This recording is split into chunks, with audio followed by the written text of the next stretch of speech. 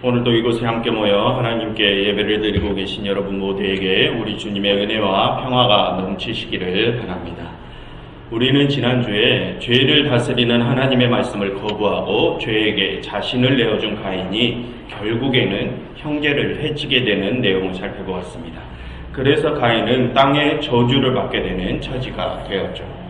그럼 여러분, 가인이 땅의 저주를 받는 형벌에는 어떤 의미가 있었습니까? 농부가 땅에서 소산물을 얻을 수 없으니 농부로서의 희망은 이제 끊긴 것이고, 또 가인이 가는 곳마다 그 지역의 땅이 저주를 받으니 가인이 가는 곳마다 사람들은 가인을 죽이려고 할 것입니다.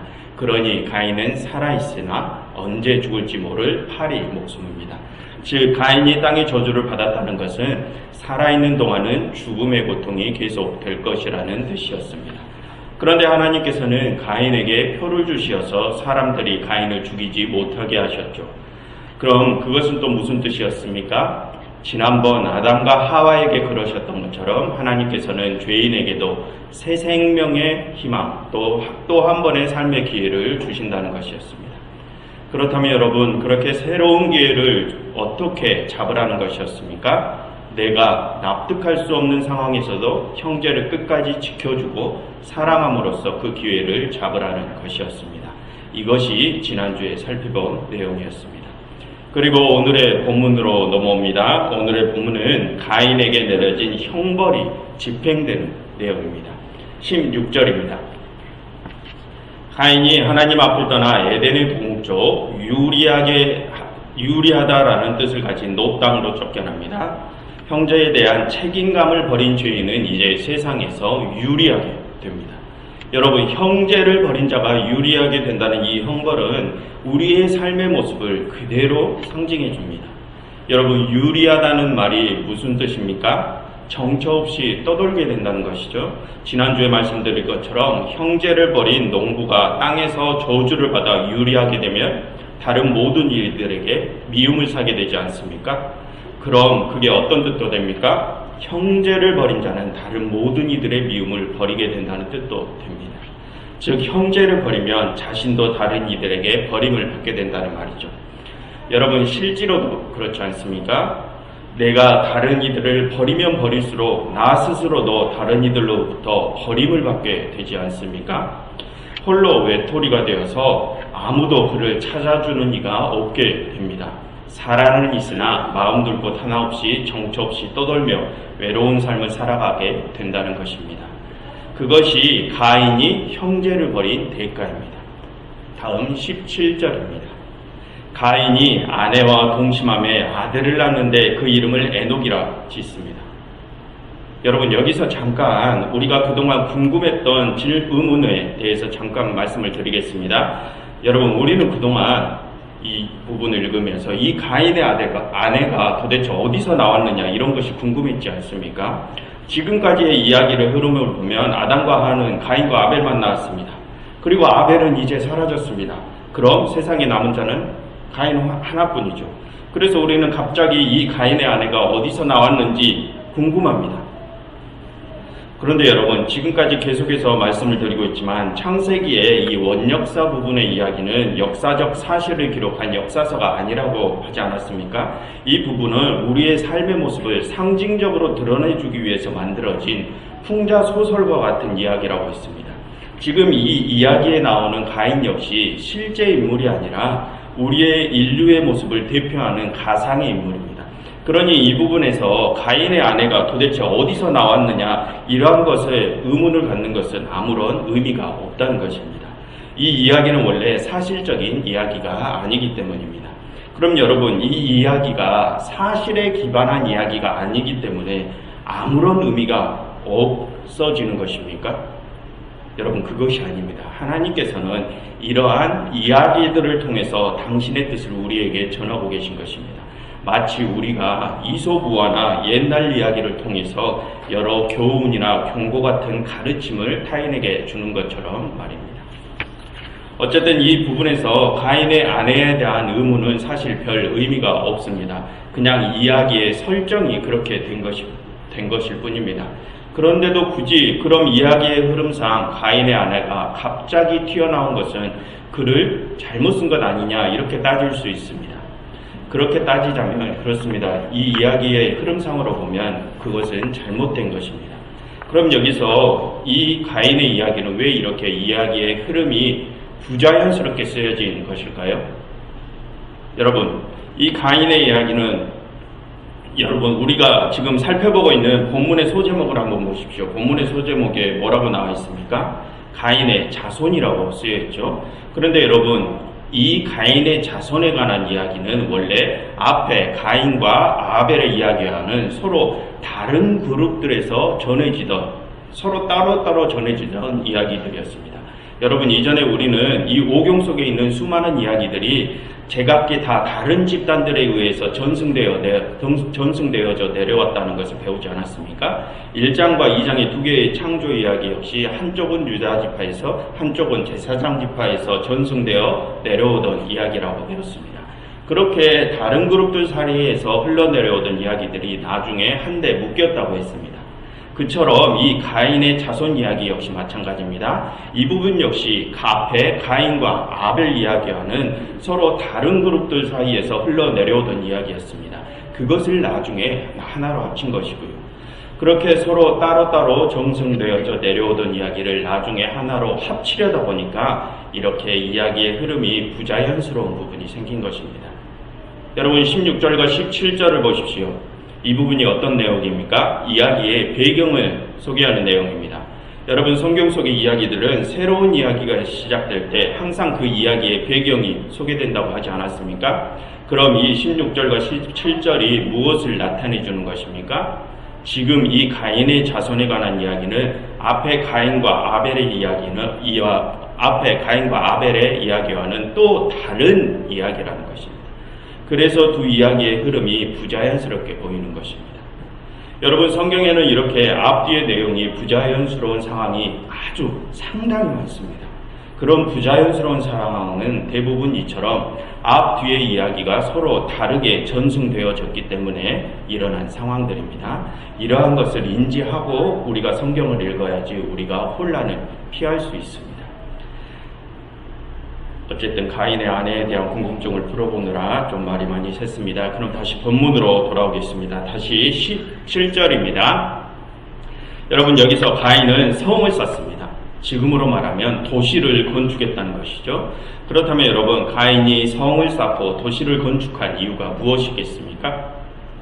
여러 가지 의미가 있을 수 있습니다. 어떤 해석가들은 이 부분을 가지고 이렇게 해석합니다. 하나님의 품을 떠난 가인이 자신의 신변에 위협을 느껴서 자신의 안전을 지키기 위해서 성을 쌓았을 것이라고 해석을 합니다. 앞의 내용과 자연스럽게 이어지는 충분히 일리 있는 내용입니다. 그렇지만 우리는 그동안 해오던 대로 이야기를 전체적으로 끝까지 다 살펴본 뒤에 가인이 성을 왜 쌓았는지, 그것이 무슨 뜻인지에 대해서 다시 살펴보겠습니다. 다시 본문으로 돌아오겠습니다. 가인이 성을 쌓았다고 소개를 하고서는 바로 다음 18절부터 22절을 보시면 가인의 족보가 소개됩니다. 가인의 족보가 흘러 라멕이라는 자가 태어나고 그 라멕이 두 아내를 맞이하고 아들들을 낳습니다. 그 아들들의 이름은 야발, 유발, 두발가인입니다. 야발은 최초의 목자라고 소개되어 있고 유발은 최초로 악기를 만든 자라고 소개되어 있고 두발가인은 최초의 대장장이라고 소개되어 있습니다. 그런데 여러분, 가인으로부터 라멕의 아들들까지가 총 몇 대가 흘렀습니까? 한번 세보십시오.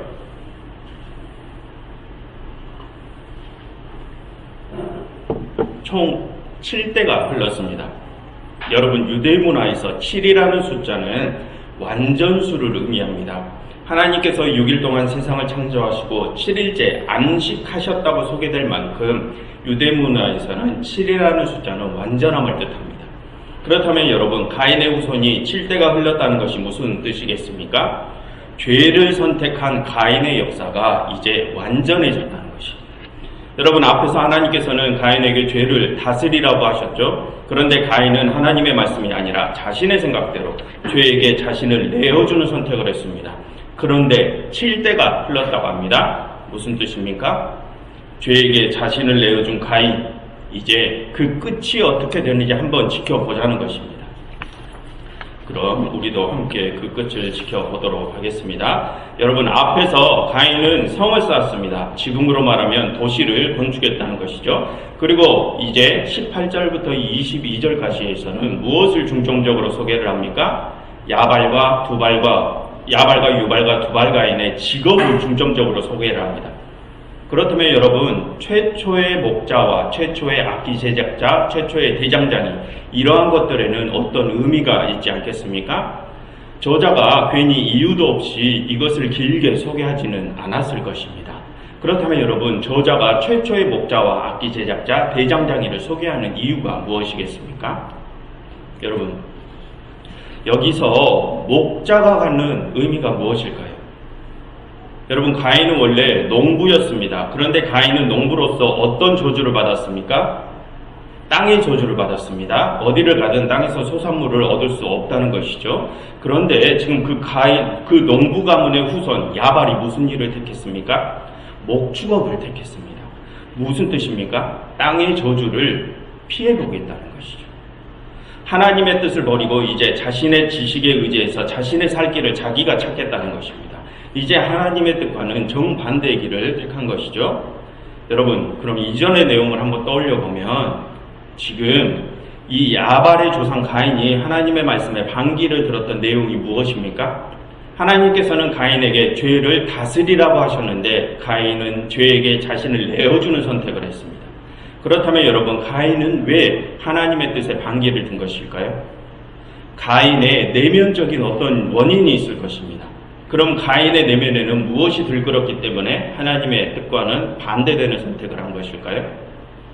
가인은 하나님께서 자신의 제사를 받지 않아서 상당히 분합니다. 그래서 상황이 내 뜻대로 흘러가지 않자 이제 하나님의 말씀을 듣기 싫습니다. 그러니 이제 누가 시키는 대로가 아니라 자신의 뜻대로 하고 싶은 욕망이 들끓기 시작한 것입니다. 내 삶은 내가 정하고 내가 하고 싶은 대로 하고 싶다는 것입니다. 그런 가인의 피를 물려받은 야발이 지금 어떤 선택을 합니까? 하나님께서 맡기신 농부의 길이 아니라, 하나님께서 내리신 저주의 길이 아니라 나의 욕망이 이끄는 대로 목자의 길을 가겠다는 것입니다. 그럼 둘째, 유발의 직업, 악기 제작이 갖는 의미가 무엇일까요?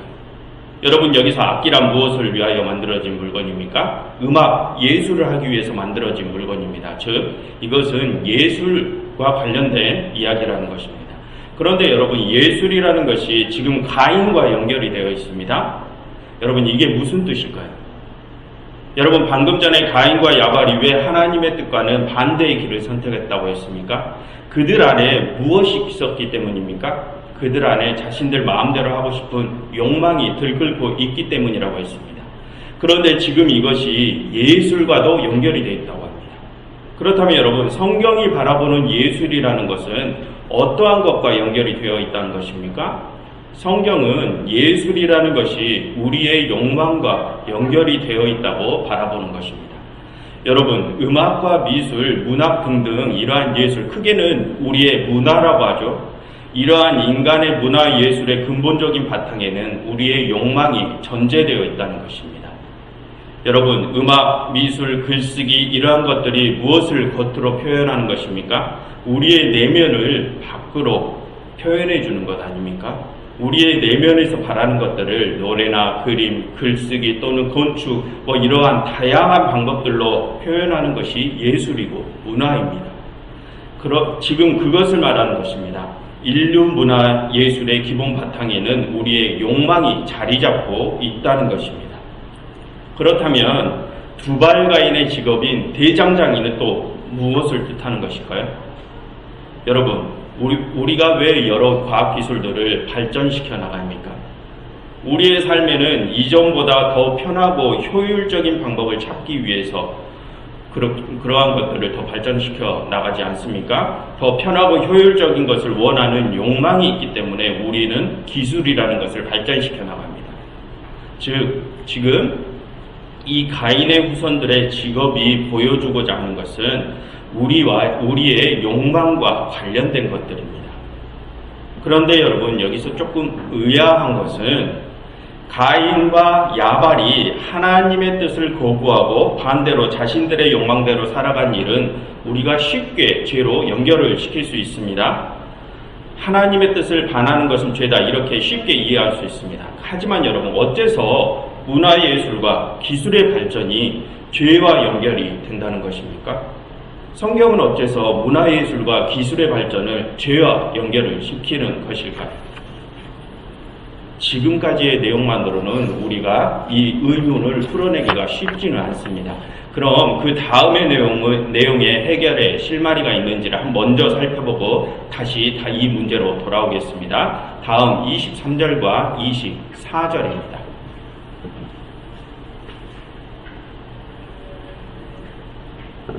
여러분, 여기를 보시면 갑자기 라멕이 자신의 죄를 고백하는 내용이 나옵니다.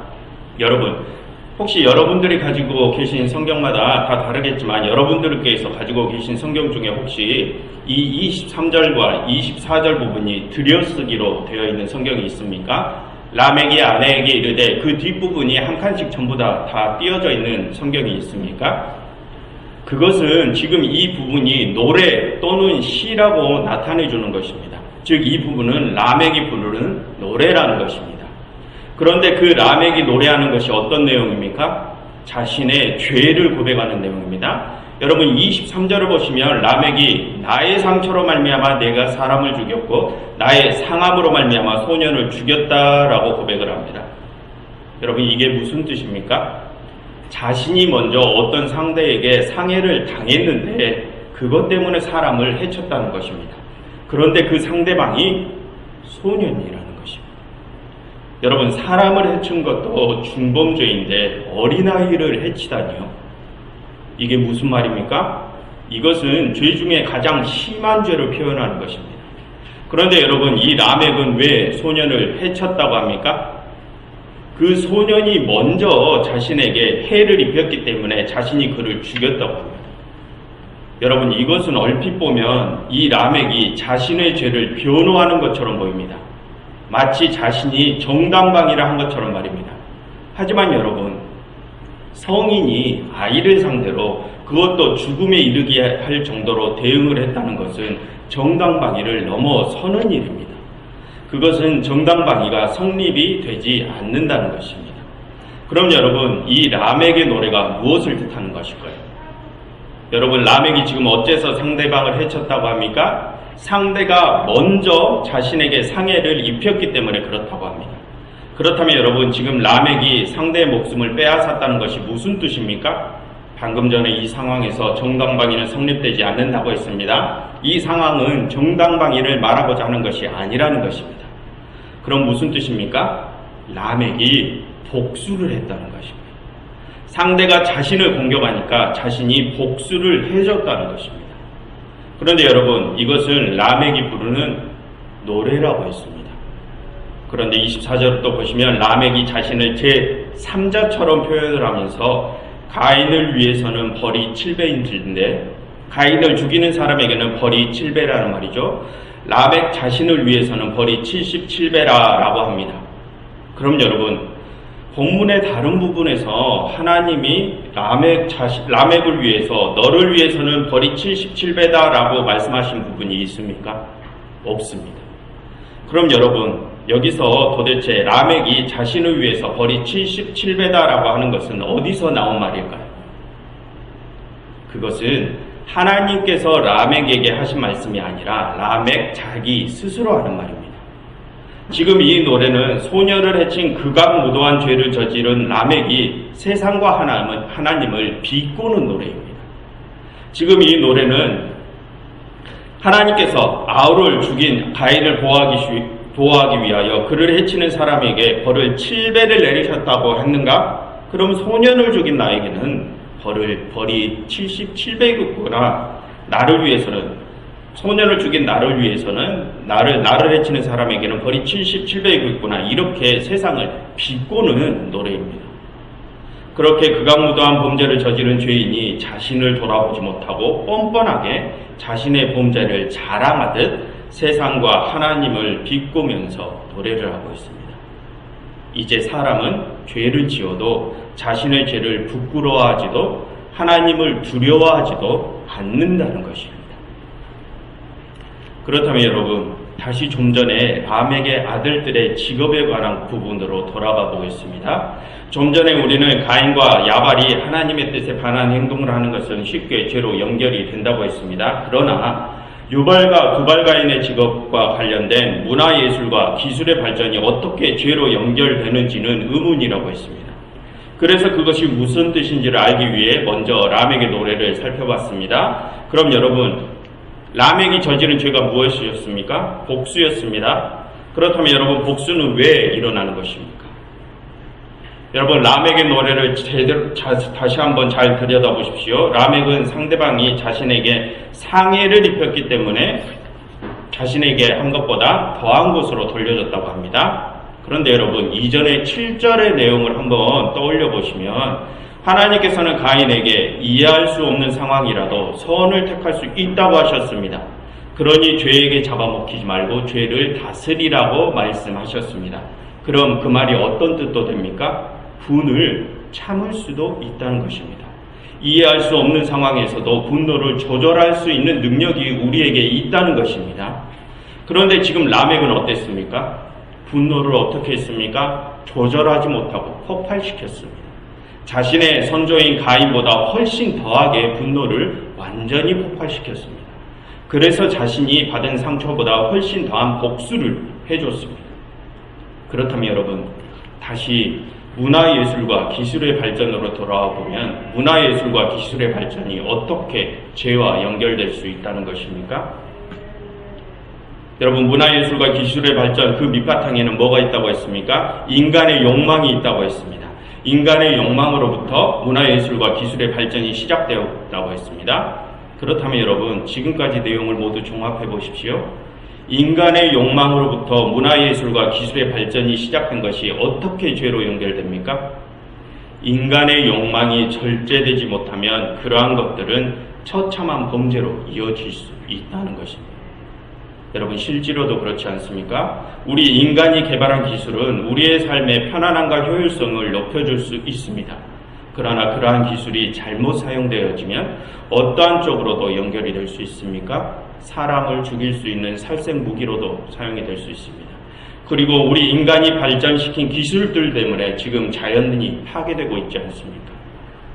그럼 문화와 예술은 어떻습니까? 여러분, 문화, 예술이라는 것은 우리의 마음, 정신에서부터 나온 것 아닙니까?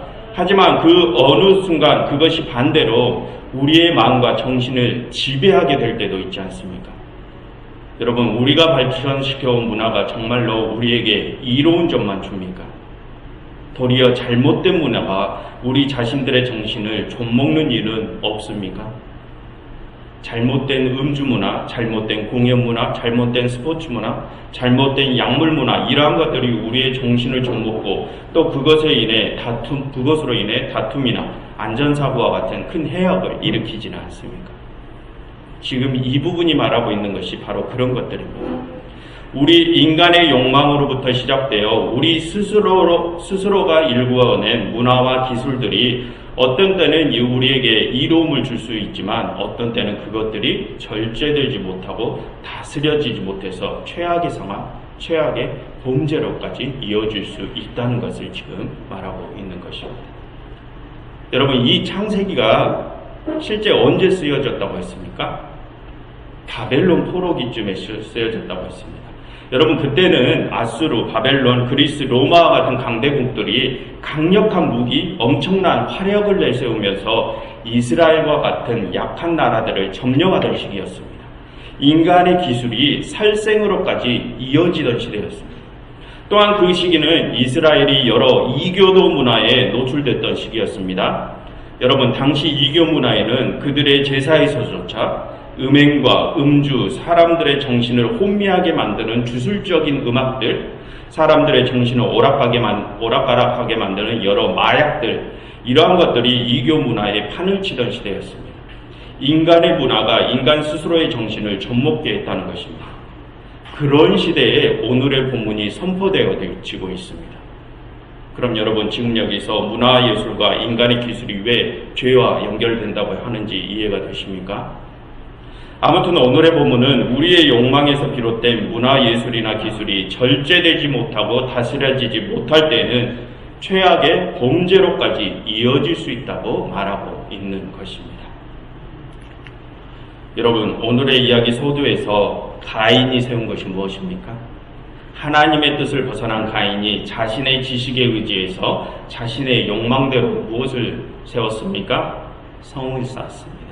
자신의 욕망을 따라 도시를 만들었다는 것입니다. 그런데 이 도시가 무엇을 뜻합니까? 인간의 욕망이 만들어낸 도시입니다. 그 도시 안에 문화예술도 기술도 목축업과 같은 여러 사업들도 생겨났습니다. 그런데 여러분, 그것의 결국이 무엇이라고 합니까? 람에게 복수극이라고 합니다.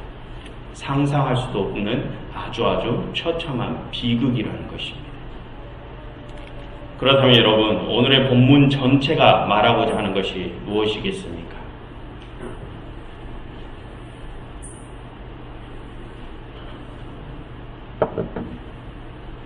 여러분, 이러한 일의 시작이 어디서부터라고 합니까? 가인에서부터라고 합니다. 가인이 하나님의 조언을 받아들이지 않고 자신의 욕망대로 행한 일부터 모든 것이 시작되었습니다.